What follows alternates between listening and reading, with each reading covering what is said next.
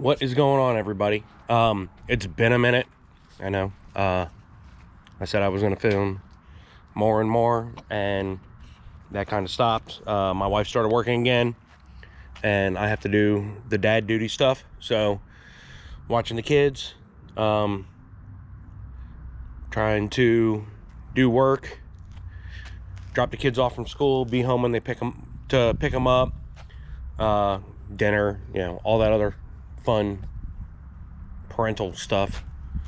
Kind of cut into my fishing time. I haven't been fishing in probably 5-6 months, but in the meantime, like I got my truck lifted.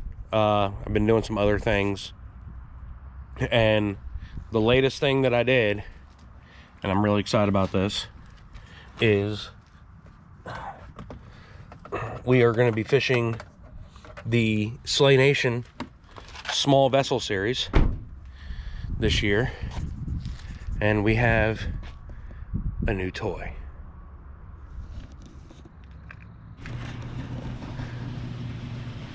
Pardon the mess, but we're going to be fishing the Slay Nation series out of a Twin Troller X10. I am not affiliated with Twin Troller, short of owning one of the boats. There is no paid promotion in this. I do not get paid by them. My only affiliation with them is I've wanted one of these things for a couple years, and I was at the Raleigh Bass and Saltwater Fishing Expo in January, and they cut me a really good deal, something I couldn't really pass up. I got the wife's permission first before I bought it, but I need to get this thing rigged up for tournament fishing, which means making some modifications to the trailer. I bought bearing buddies for the wheel bearings. I'm going to be running 2 Series 31 deep cycle batteries. Hopefully that'll get me a full day of tournament fishing. It's 8 hours. I bought a bilge pump. I have not decided if I'm going to stick with the built-in Lowrance Hook 2 4X for the fish finder, but I'm really excited to get this boat out on the water. I bought it about a month ago, and it has not touched the water yet. Between waiting on the titles, waiting on funds, getting the batteries and everything, trying not to break the bank all in one shot, I did a lot of waiting, a lot of Amazon ordering, trying to figure out everything I wanted to get for it. I even found some pretty cool decking pads to deaden the sound in the hull. I like this light wood grain color. Excuse me, getting over COVID. I found a lady on Facebook Marketplace who was selling those pads for like 20 bucks. So yeah, I couldn't really pass that deal up. But stay with me. I'm gonna pull the trailer and the boat out here into the driveway where it's a little nicer. It's actually 70, almost, it's supposed to be 70 degrees today. So warmest day we've had all of 2022, I think. But I'm gonna get this thing started up and try to get this knocked out. I've got about an hour or so before I have to go pick my daughter up from Girl Scouts. But yeah, hang with me. We're gonna start rigging this up. I'm debating if I'm gonna shoot a video for everything I'm doing or not. I do still have some other things I need to buy or I need to make. So hang with me, we'll be right back. Got the boat out, cleaned it up a little, cleaned some of the stuff out of it a little bit. So this is the X10 Deluxe. It comes with a Lowrance Hook 2 4X fish finder already mounted on the front. Comes with 2 rod holders that can pop out, 2 seats. I'm gonna probably just fish with 1 seat during the tournaments because it's just going to be me on my fishing with the co-angler. I do still have the C-Stream Angler. There'll still be videos coming out with that. I bought a light a 360 light when I was at Asheville in East Waterways, at Waterways USA in East Asheville. If you're ever near Asheville, check them out. If not, and you like the Feel Free brands, so Feel Free, Three Waters, C-Stream, Johnny Boats, Bass 100s, check out Waterways in East Asheville. Great place, great people. So the kayak stuff is still out. It's still going to be out there. It came with the battery box. Everything is pre-wired. There's no in-hole wiring except for the trolling motors. If you haven't checked out the twin troller, I'll get down here.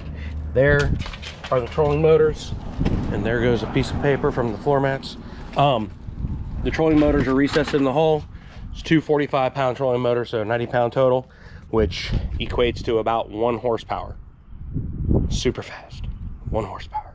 Anyway, back to it.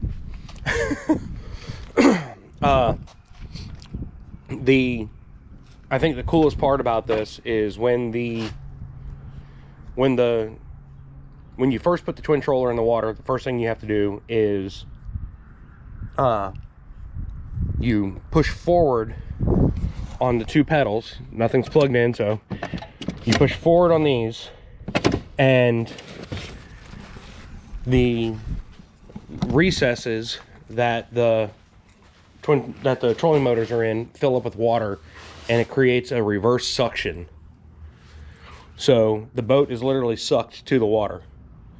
That's why this is such a stable fishing platform. There's people online, you see them standing in the boat, and they're standing on the side gunnel,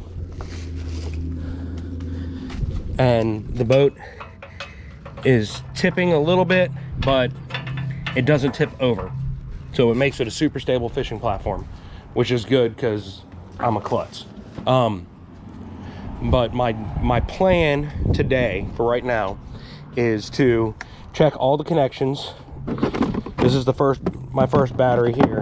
I'm going to check all the connections and make sure that everything is working as it should. I'm going to test the fish finder. I'm going to test the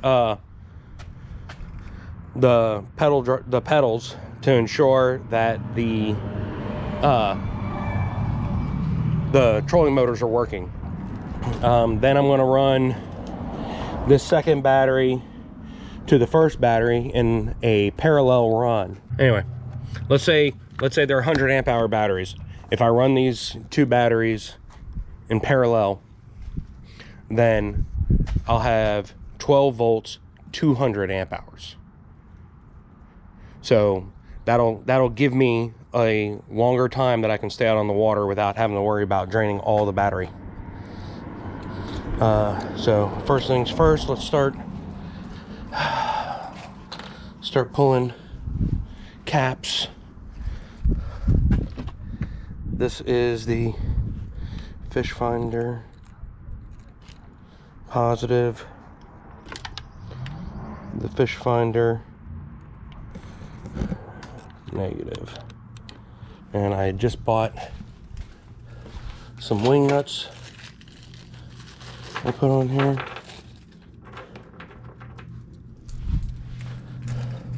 Let's lock these down.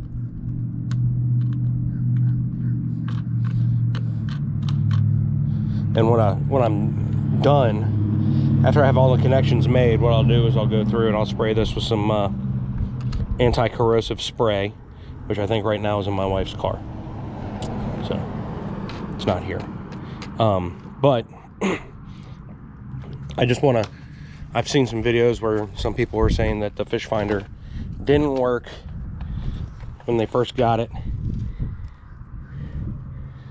So I just want to make sure that it's working. Check the power on it. So plug the fish finder in. This is the same fish finder that I had when I owned the Outlaw, my Perception Outlaw. All right, we've got power to the fish finder. It's good. It's what we wanted. Turn it off. Like I said, it's a Lowrance Hook 2 4X. That's the same one that I had. I've watched, I would say, almost every single there's a gentleman on YouTube called Lunker Fishing. I think it's like Lunker Fishing 42 or something like that. Anyway, the guy's name is Jerry. He's a twin troller. He is a twin troller boat owner. Really, really good content for people who are new to this vessel. I've watched, I think, every single one of his videos that were twin troller related. Actually, there's a twin troller Facebook community page that is pretty active, and very, very helpful. They don't, I won't say discriminate, but you know, they don't pick on people for asking silly freaking questions like, do I need a bilge pump? They don't get on anybody about stuff like that, so I like that. The other thing this boat comes with is an onboard charger for the batteries. If I run the batteries in parallel, all I have to do is come home, plug this in to either a wall or an extension cord, have it run to the battery, and it will actually charge both batteries as they were one. So that's my main goal, is to get that done. Okay, I found all the wires. I found the LED lights.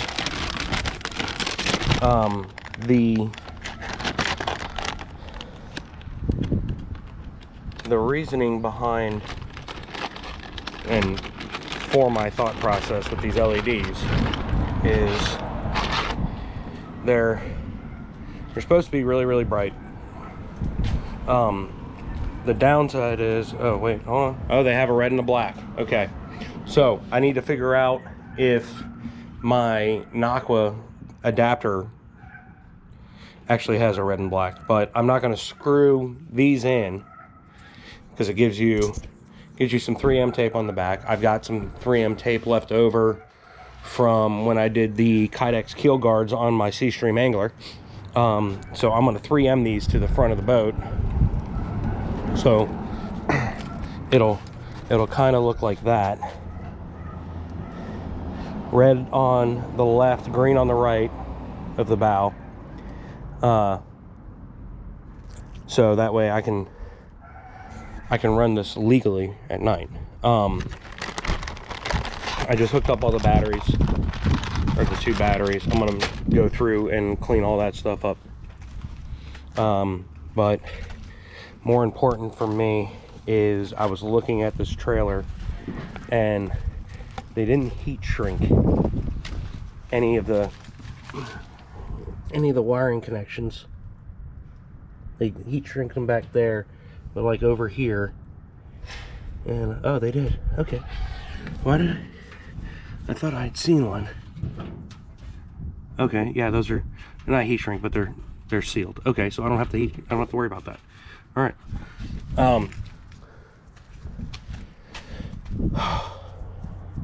Yeah, I saw a video where Gary on YouTube said that this thing tends to bend some. So what I'm going to do is I'll pull the boat back some. I'm going to raise this probably up to here, so that way it stops right there. Yeah, I mean, the boat, short of doing some internal wiring on it and getting the floor decking put in, the boat's pretty much rigged. You know, it comes as is. like this. You know, it's got cleats front and back. It's got it does have a plug in the bottom here. Yeah, I just gotta get everything situated, because the first Slay Nation tournament is the 5th of May. So I want to try to get all of this stuff done and get it out on the water and test everything out before the tournament. So I'll check back in a little. All right, guys. So I had stuff to do yesterday. There's just a little update. So I got the lights on the front done.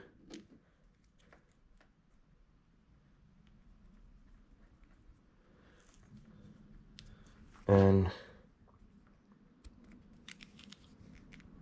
right, so red and green navigation lights on the front. I've raised this bumper up. Let me turn these lights off. The lights, by the way, are running off of this little Naqua battery here, so I don't have to worry about running any more power. It's really cold outside and it's overcast all day, so I couldn't do any work outside, but I was able to get this bumper was down here, and the problem was with the bumper down here, as you go to crank the handle, the boat actually gets in the way. So I took care of that, moved that up. The boat is literally stopped as far up as it'll go now. I have not done anything with the floor mats yet. I have figured out what I'm going to do back here. I've got the bilge pump pretty much set. I got to wire that up still. So my thought was this. All right, guys. So I think it was about a week ago I started working on the boat.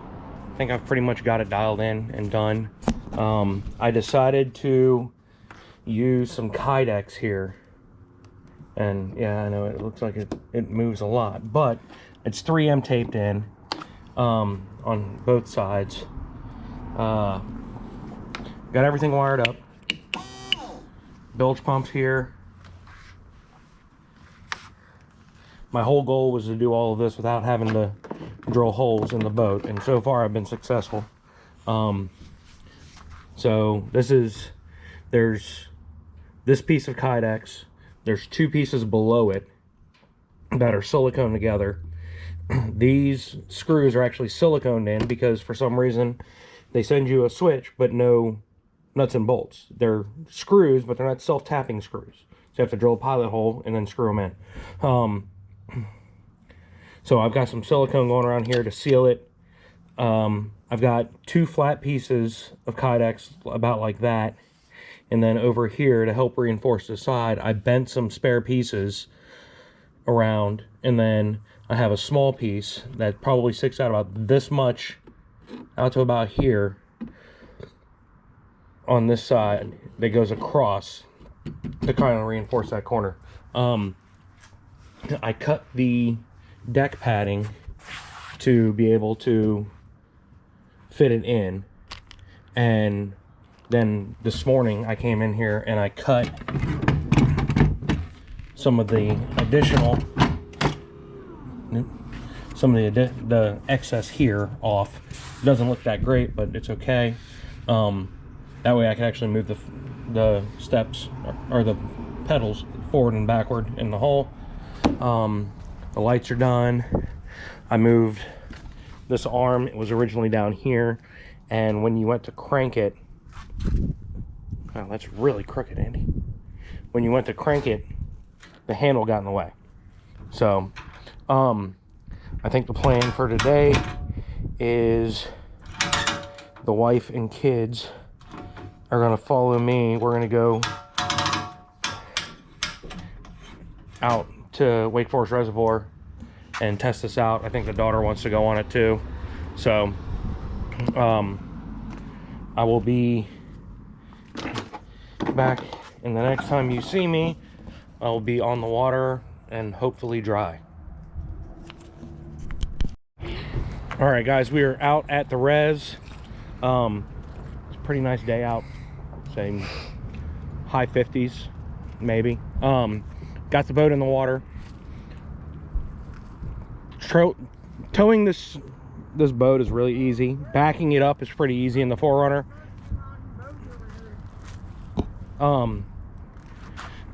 I can actually see the top of the seat, so that helps. And then I thought about it, I was like, how am I gonna, I won't be able to see the trailer when I'm backing the trailer back down when there's no boat on it to load the boat up. So that's gonna be interesting. But yeah, we're gonna go take it out. I'm gonna see what this thing's about, put it through some paces, and we'll be right back. All right, guys, we are out getting about 2.5, between 2.6 and 3 miles per hour. I just stopped and talked to some guys. Some guys over here fishing in the John boat. So the thing I like about Wake Forest Reservoir is it's not really big. It's not usually crowded, and I know it. I know this reservoir. So we're gonna go pick up the daughter, let her come out with Dad, have some fun, and I will check back in with you guys later when it's all said and done.